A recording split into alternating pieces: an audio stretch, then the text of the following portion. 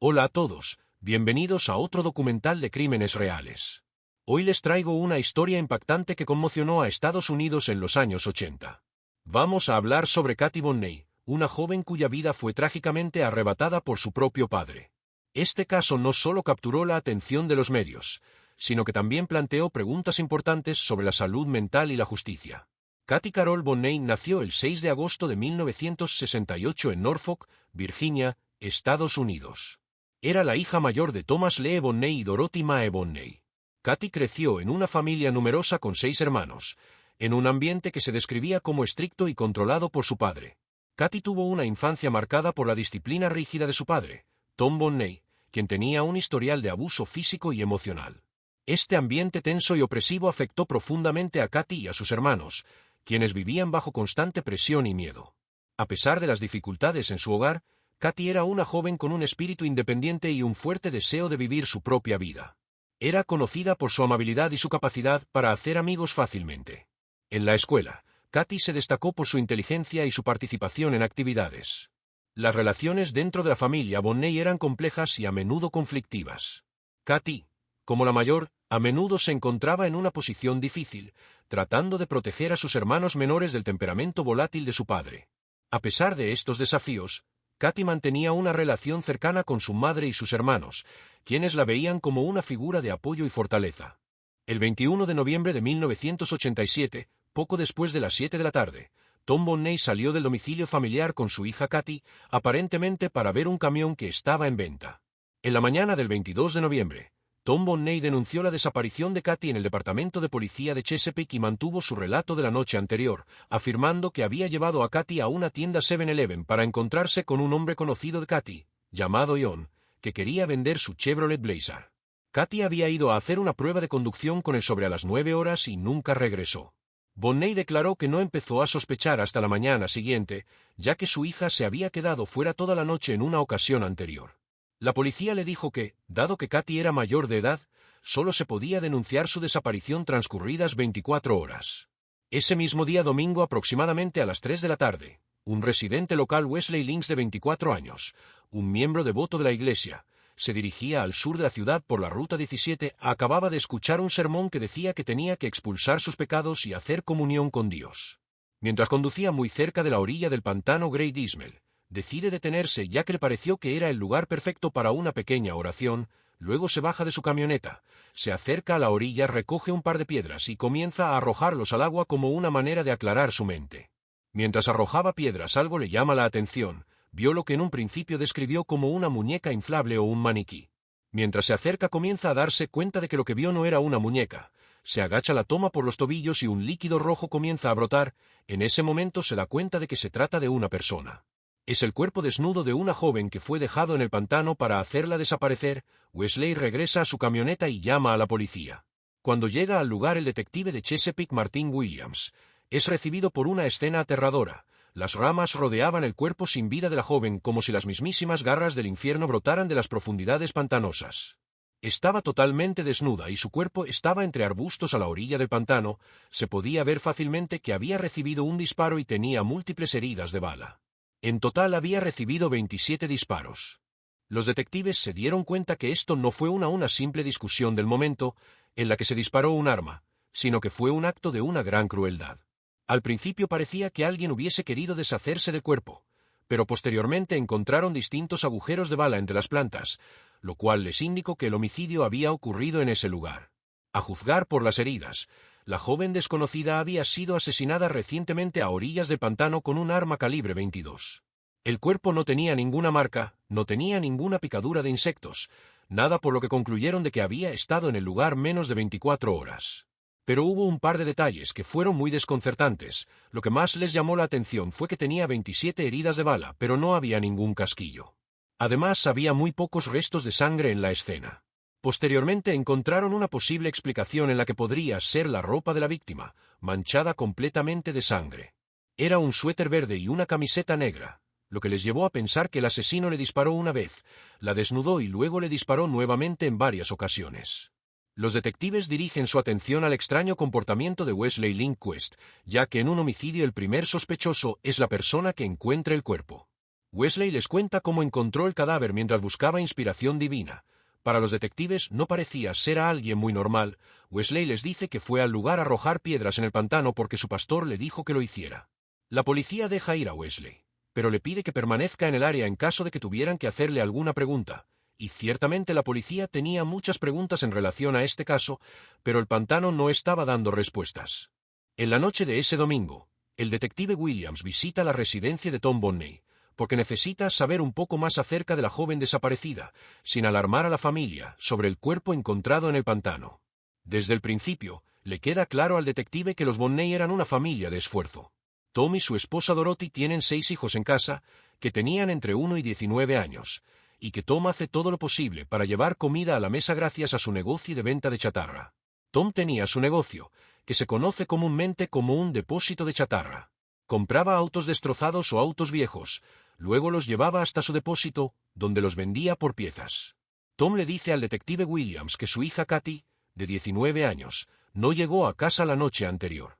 Todo comenzó en la mañana del día anterior.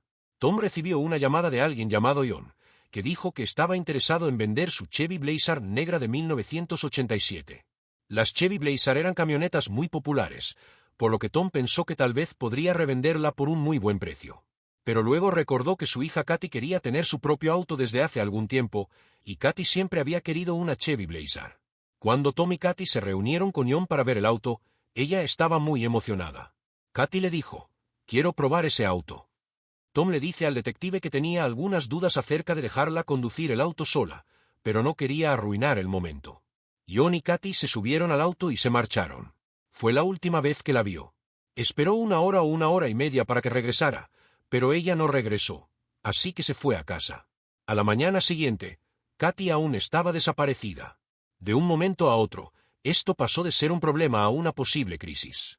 Lamentablemente, Tom dice no saber el apellido de la persona que vendía la Chevy Blazer o cómo contactarlo, porque esa no es la manera en la que se hacían negocios. El dinero y un buen apretón de manos eran más que suficientes la mayor parte del tiempo, y lo único que sabía era que esta persona dijo llamarse John. Para la policía, la actitud despreocupada de Tom pudo ser la que puso a su hija en un peligro mortal. En Chesapeake, Virginia, y faltando 4 días para el Día de Acción de Gracias de 1987, la policía recibe al dueño de un depósito de chatarra local llamado Tom Bonney. Tom les dice que la noche anterior su hija Katy había ido a probar un auto que estaba pensando comprar, acompañada del dueño de este, pero que nunca regresó. Al principio, la policía no tomó a Tom muy en serio.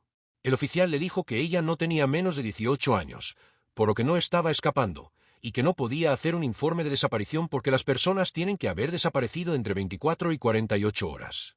Pero cuando el cadáver ensangrentado de una joven con 27 heridas de bala fue encontrado en el pantano a las afueras de la ciudad, la policía tomó la declaración del señor Bonney mucho más en serio. El detective Martin Williams se dirigió a la casa de los Bonney para obtener más información acerca de su hija de 19 años. Katy era ambiciosa, extrovertida, una muy buena escritora y una excelente estudiante. A pesar de que tuvo que dejar la escuela para ayudar a su padre en el depósito de chatarra, trabajaba como secretaria, atendía a los clientes y manejaba las cuentas. Tom le dice a la policía que Katy es parte importante de su familia. Tom Bonney amaba profundamente a su familia, nadie dudaba de eso.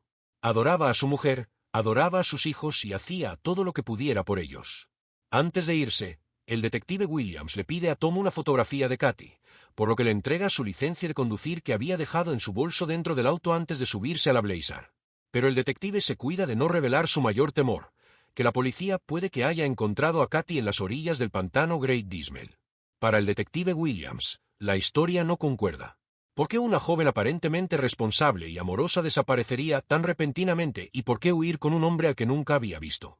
Pero a medida que comenzaba a interrogar a sus amigos, descubre que, como cualquier chica de 19 años, Katy tenía que seguir las reglas de un padre excesivamente estricto.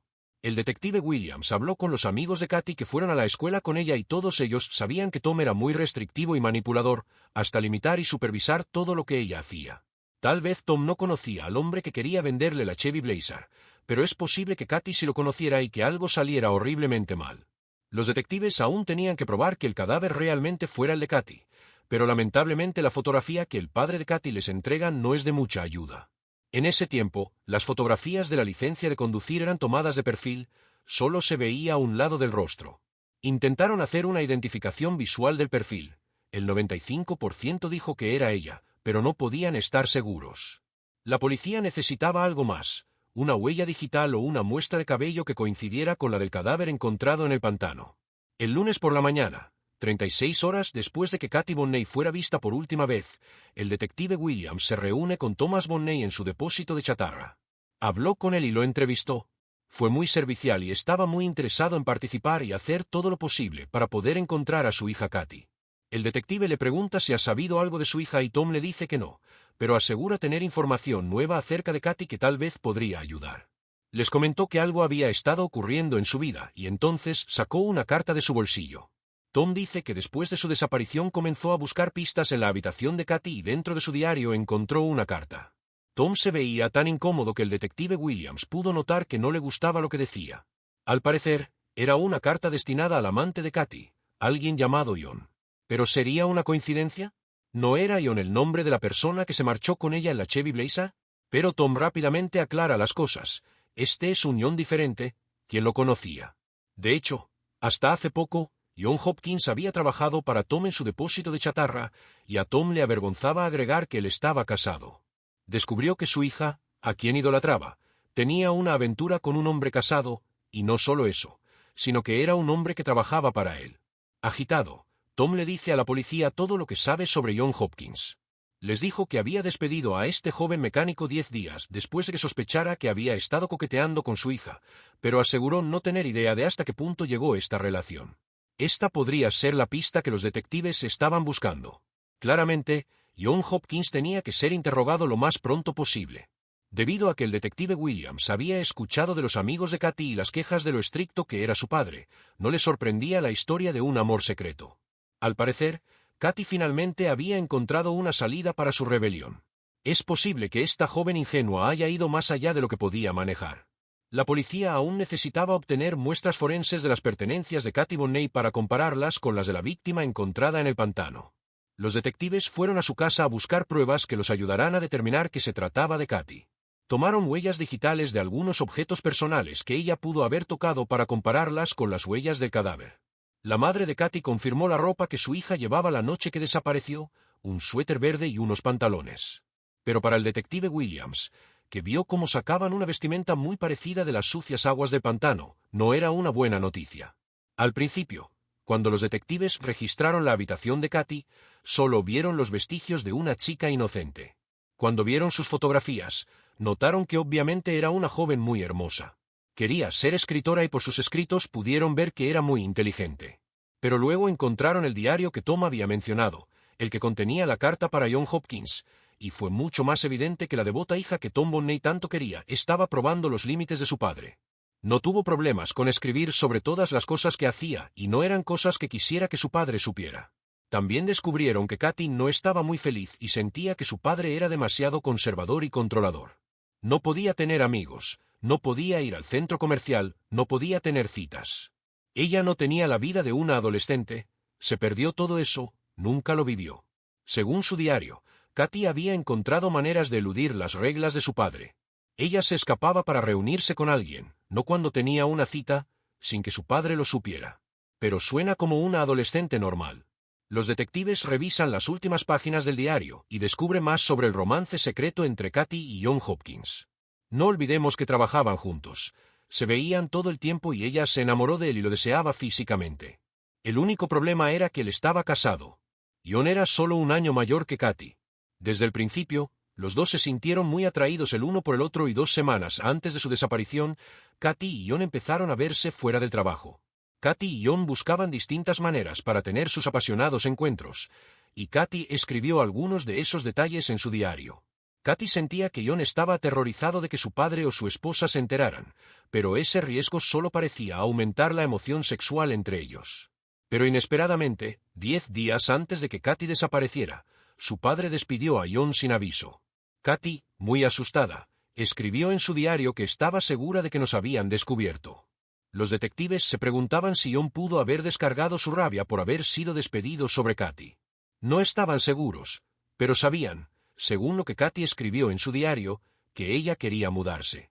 Katy tenía la intención de mudarse. Ella había estado trabajando y había estado ahorrando dinero y tenía un trabajo. Puede ser que el hecho de que Katy se subiera a la camioneta haya sido un intento para huir de su familia o de John. De ser así, este no resultó como ella esperaba. Ya es miércoles. Ya han pasado 3 días desde que se encontró el cadáver de una joven en las frías y oscuras aguas del pantano ubicado entre la frontera de Virginia y Carolina del Norte, y 3 días desde que Tom Bonney informara que su hija había desaparecido. La policía estaba tratando de localizar al amante de Katy, un hombre llamado John Hopkins, pero no se ha presentado en su nuevo trabajo.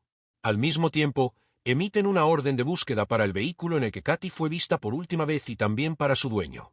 El problema es que el Departamento de Vehículos Motorizados les indica que existen muchísimas camionetas negras en el área.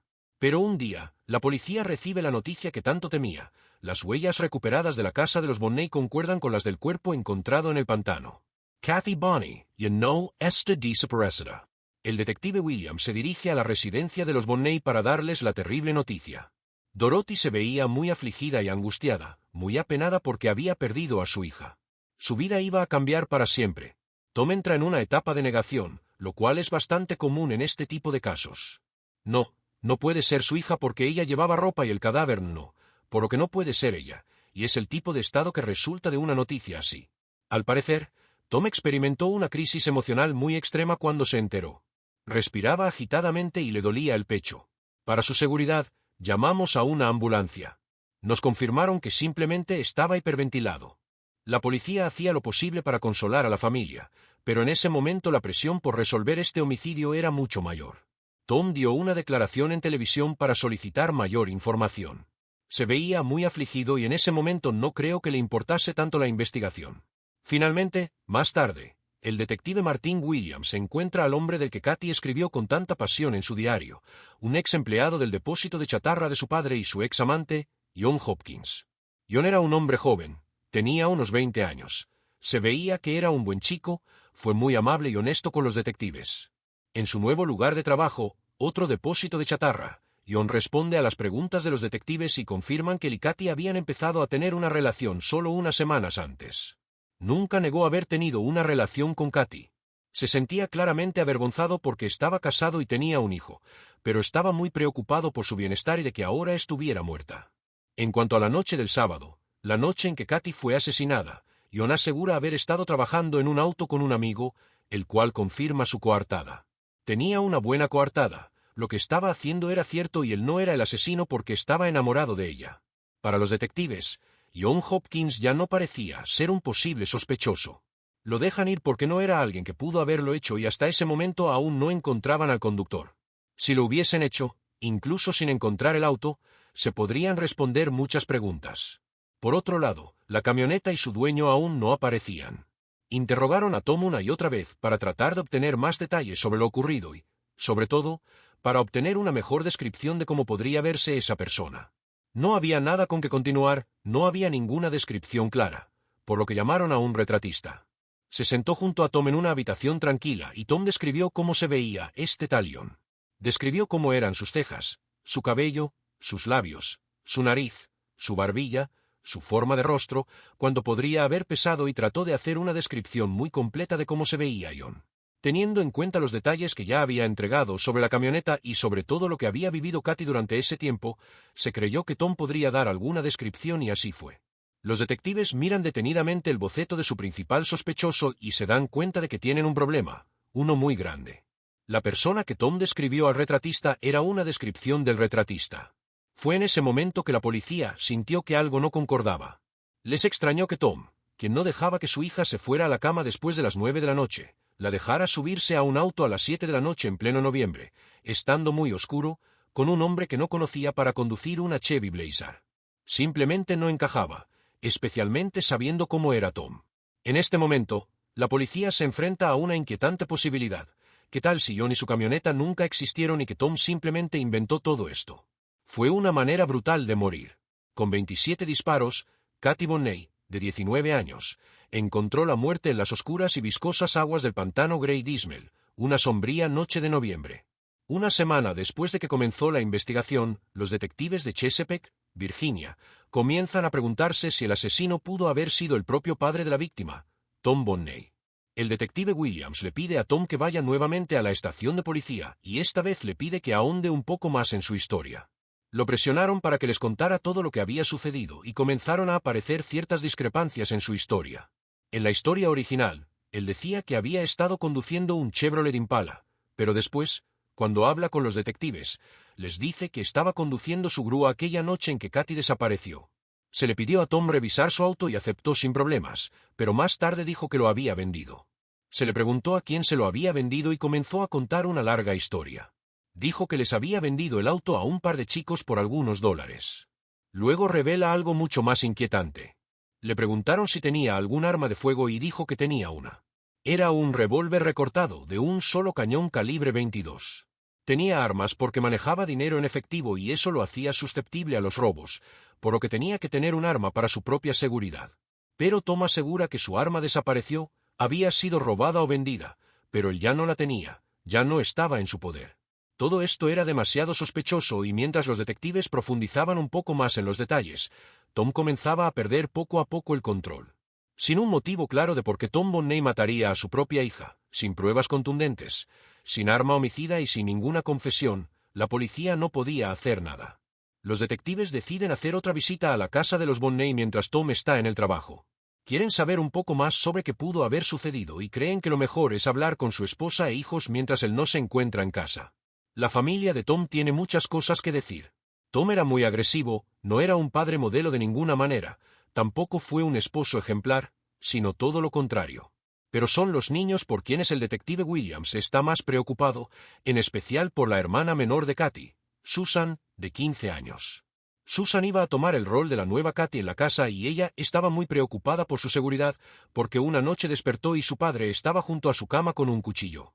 Si no actúan rápido, la policía está casi segura de que muy pronto podrían encontrar otro cadáver en el pantano. El servicio social decidió llevarse a los niños de esa casa. Para Tom fue un golpe devastador. La familia era extraordinariamente importante para él. Se sentía muy orgulloso de tener una familia y de ser capaz de protegerla. Mantener a su familia intacta era quizás una de las cosas más importantes en su vida. El detective Williams sabe que esta es su oportunidad y este podría ser el momento en que consiga que Tom coopere más con la investigación.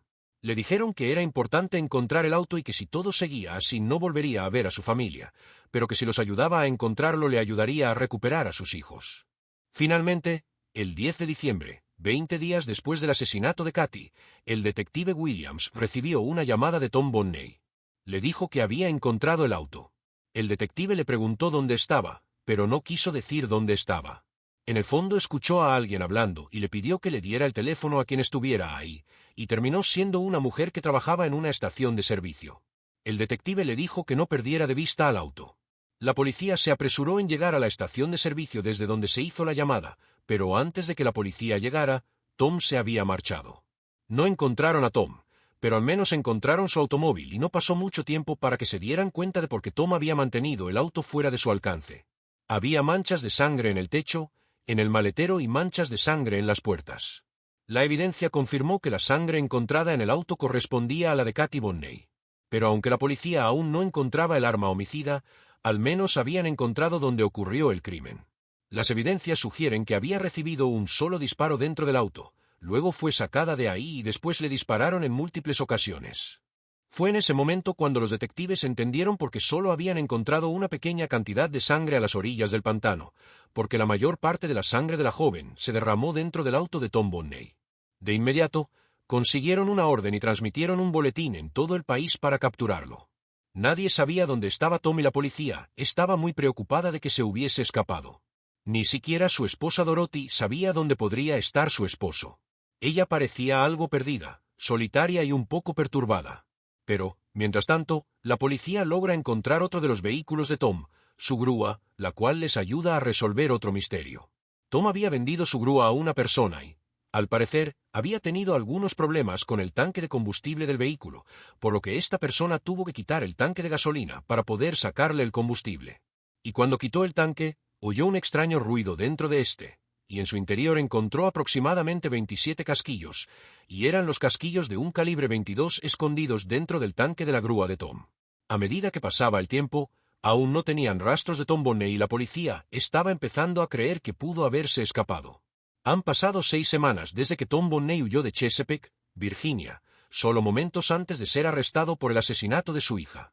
Pero su suerte se acaba cuando, a más de 1000 kilómetros de distancia, la oficial de policía de Indianápolis, Julie, ve un vehículo sospechoso. Estaba estacionado en una zona muy pobre en la que no debería haber estado. Realizó el registro del auto y se percató de que el vehículo estaba siendo buscado. Cuando la oficial regresa al vehículo, está lista para arrestar a Tom Bonney. Tom decía que no entendía por qué estaba siendo esposado y la oficial le respondió que estaba siendo arrestado por homicidio, pero él le dijo que nunca había matado a nadie. Tom Bonney es acusado por el homicidio de su propia hija Kathy, de 19 años. Los detectives se enfrentan a Tom con la evidencia, las manchas de sangre en su auto, los casquillos en su grúa y la inconsistente historia sobre el hombre de la camioneta. Finalmente, y después de muchos trucos y mentiras, Tom cree que es momento de confesar su crimen. Tom dijo que había inventado la historia de la Blazer. Segundo, esa noche él y Kathy fueron a dar una vuelta en su automóvil para hablar en privado, y él acababa de descubrir aquella carta profundamente inquietante en su diario. La llevó hasta el pantano para hablar con ella en privado y en un lugar tranquilo donde nadie los interrumpiera. Fue ahí cuando enfrentó a Kathy por la carta explícita que escribió a su amante John Hopkins. Discutieron y, en palabras de Tom, Kathy empezó a perder el control y que algo había pasado, pero que fue un accidente según Tom. No dio ninguna explicación, solo que estaba enfadado y ella también, pero que fue su culpa, que ella se abalanzó sobre el arma. Es un comienzo, pero los detectives saben que Tom está muy lejos de decir toda la verdad y nada más que la verdad, y la idea de que le haya disparado en defensa propia no concuerda con la manera en la que Kathy murió. Le dijeron, de acuerdo, si el arma se disparó por accidente, ¿por qué le disparó 27 veces? Y dijo que no lo recordaba.